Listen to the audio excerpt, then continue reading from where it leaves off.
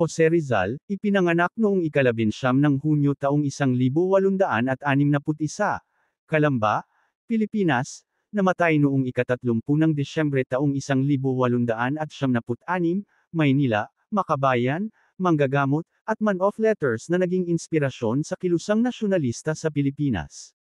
Ang anak ng isang maunlad na may-ari ng lupa, si Rizal ay pinag-aral sa Maynila at sa Universidad ng Madrid. Isang napakatalino na mag-aaral sa medisina, hindi nagtagal ay ipinangako niya ang kanyang sarili sa reforma ng pamamahala ng mga Espanyol sa kanyang sariling bansa, kahit na hindi niya itinaguyod ang kalayaan ng Pilipinas. Karamihan sa kanyang pagsusulat ay ginawa sa Europa, kung saan siya nanirahan sa pagitan ng taong 1882 at taong 1892.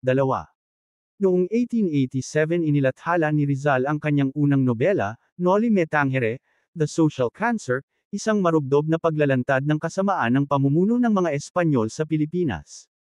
Isang sumunod na pangyayari, El Filibusterismo, 1891, The Reign of Greed, itinatag ang kanyang reputasyon bilang nangungunang tagapagsalita ng kilusang reforma sa Pilipinas.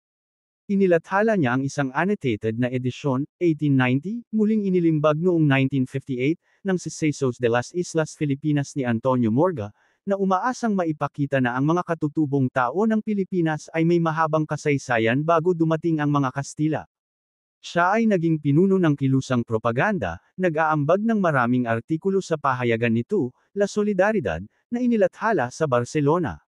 Kasama sa programang pampolitika ni Rizal ang pagsasama-sama ng Pilipinas bilang isang lalawigan ng Espanya, representasyon sa Cortes, ang parlamento ng Espanya, ang pagpapalit ng mga preleng Kastila ng mga paring Pilipino, kalayaan sa pagpupulong at pagpapahayag, at pagkakapantay-pantay ng mga Pilipino at Kastila sa harap ng batas.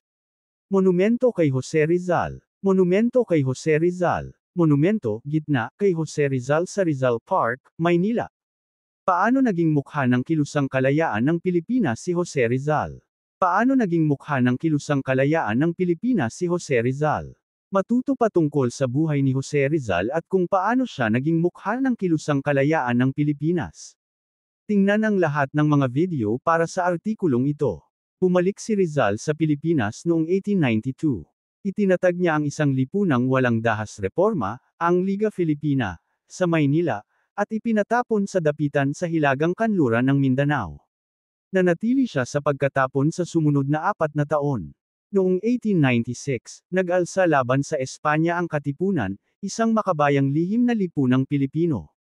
Bagamat wala siyang koneksyon sa organisasyong iyon at wala siyang bahagi sa himagsikan, si Rizal ay inaresto at nilitis ng militar para sa sedisyon.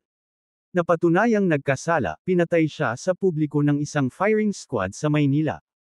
Ang kanyang pagiging martir ay nakumbinsi ang mga Pilipino na walang alternatibo sa kalayaan mula sa Espanya.